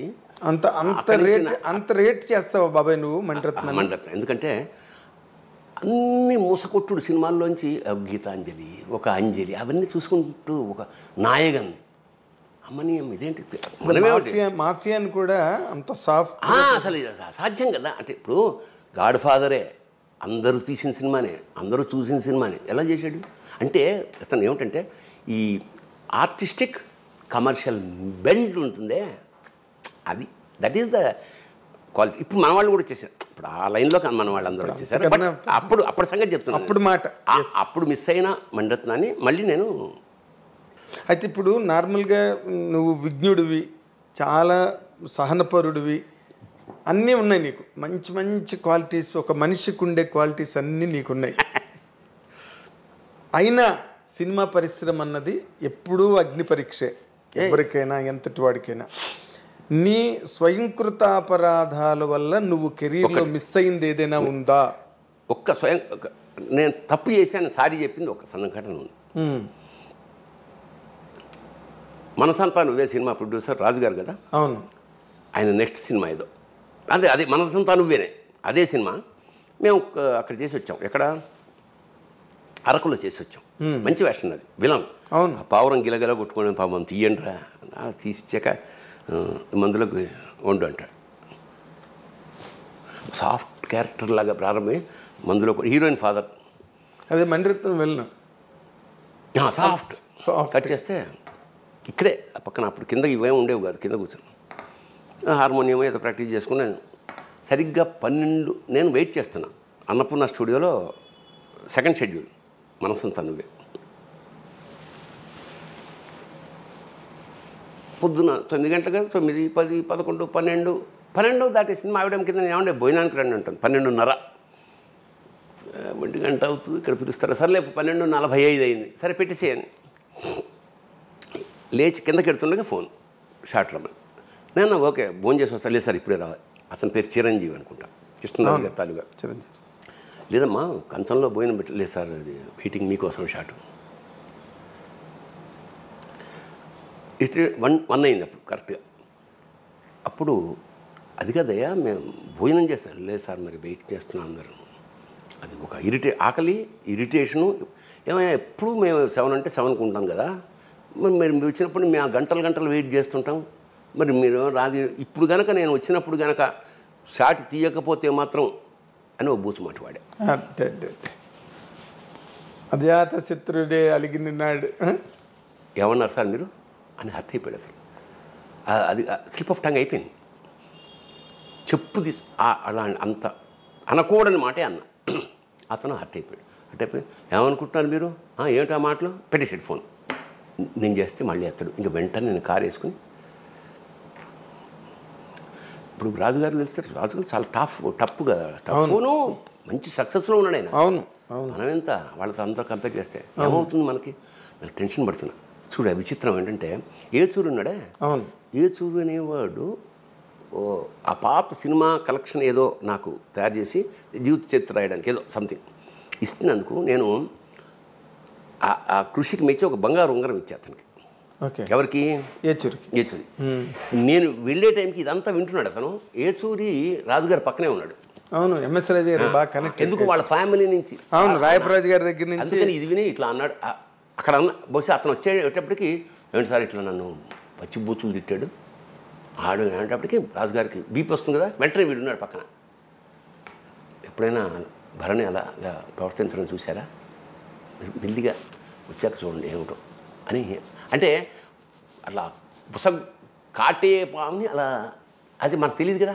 ఎప్పుడో చేసిన ఉపకారం కానీ ఒక సత్కారం కానీ ఎలా ఉపయోగపడింది చూడు. అతన్ని సాఫ్ట్ చేసాడు. నేను వెళ్ళాను మామూలుగా. వెళ్ళాక నేను అతన్ని సారీ చెప్పాను. నేను ఐఎమ్ సో సారీ, నేను ఎప్పుడు ఇట్లా ఇలా మాట్లాడను, దాన్ని ఆకలి వేస్తోంది, 2 కంచంలో పెట్టింది అన్నాను, మన్నించు అన్నాను. అతను కూడా చూసా. అది దీన్ని ఎంత చిన్న విషయమైనా స్లిప్ ఆఫ్ టంగ్స్ ఎలాగా వేషం పోవడమే కాకుండా అనవసరమైన చెడ్డ పేరు మిగిలి ఉండేది. అది అంచేత అది అతను నన్నేమి ఇంటరాక్ట్ తర్వాత ఈ డింట్ రాజుగారితో తర్వాత చాలా సరదాగా ఉండేవాడు ఆయన. ఎప్పుడైనా సెట్లోకి ఎంటర్ అయినప్పుడు రాజ మాట్లాడిన ఉంటే ఇలా ఉబ్బేవాడు ఆయన. మంచి రిలేషన్. అట్లాగా అది స్వయంకృత అపరాధం అంటే ఇది అది అంటే ఇది స్వయంకృత అపరాధం కింద రాదు బాబాయ్. ఇవన్నీ సినిమా ఇండస్ట్రీలో నేను వీటిని కూడా చిన్న అంటే ఏంటంటే 40 ఏళ్ల కెరీర్లో ఒకరోజు కూడా నేను రేటుగా రాలేదు. ఒకరోజు రేటుగా రాదంటే అసాధ్యం కదా. అప్పుడు ఏం చేసేవాడిని అంటే 99% ఒకవేళ లేటుగా రావాల్సిన పరిస్థితి ఏర్పడితే ఫోన్ చేసేవాడిని, సార్ ఈ కారణం వల్ల రాలేదు ముందే చెప్పుకుంటే దాని ప్రకారం షెడ్యూలింగ్ చేసుకుంటారు కదా. స్వయంకృతం అనగానే ఇంకో తమాషా ఇంకోటి పోయింది నాకు మీద. ఈ గడ్డం పెట్టుకోవడం అనేది చాలా కష్టం ఏ ఆర్టిస్ట్కైనా. ఇదంతా రాసేస్తారు, ఊపిరాడదు, తినబుద్ధి స్ట్రాతో తినాలి. రామ్ గోపాల వర్మ సర్కార్, నాకు రామ్ గోపాల వర్మ సర్కార్లో వేషం ఉంది పంపించి ఒక అమ్మాయి ఫోన్ చేసింది, బియర్డ్ ఉంటుందా అని అడిగా. అవును సార్, వాటి పేరు చంద్రస్వామి ఆల్రెడీ ఈ గడ్డం ఉంది, లైట్గా ఉంది, పెట్టేటట్టయితే కష్టం నేను అన్నా. లేదు సార్ నేను అడుగుతానే వర్మ అని అడిగాడు. లేదు గడ్డం పెట్టాలి అన్నాడు. అయితే నేను చెయ్యనన్నా. కట్ చేస్తే జీవా చేసాడు ఆ వేషం. మంచి వేషమే అది. అట్లాగా అంటే అది అది కావాలని కావాలంటే మరి అయితే అది నాకు ఇంకోదికి పనికి వచ్చింది. అవును ఆర్టిస్ట్వి నువ్వు పెట్టుకుంటావు గడ్డం, ఒక గంట, ఏం జన్మంతా ఉండదు కదా, ఓ మంచి అవకాశం పోగొట్టుకున్నావు కదా. ఇప్పుడు అమితాబ్ బచ్చన్ ఇక్కడ రామ్ గోపాల్ వర్మ, నాకు అమితాబ్ బచ్చన్ పక్కన వేషం పోయింది కదా లైఫ్లో. ఇంకా మనం అది అసాధ్యం కదా, అది అసాధ్యం. పైగా అమితాబ్ బచ్చన్ గురించి నా ఒక ఈవి సత్యనారాయణ గారికి ఒక యాంకరింగ్ చేస్తున్నా సినిమా ఏదో సూర్యవంశం. అప్పుడు అమితాబ్ బచ్చన్ గారు వస్తే అమితాబ్ బచ్చన్ గారి గురించి ఏదైనా చెప్పాలని, అమితాబ్ జీ आप जब खड़े होते कुतुब मीनार लगते, जब बैठे होते ताजमहल लगते అన్న. నిలబడితే నువ్వు కుతుబున్నారువి, కూర్చుంటే కూర్చుంటే తాజ్మహల్ తాజ్మహల్. అట్లా అది అట్లా అంటే అవకాశం పోయింది కదా అని అది అది మన నన్ను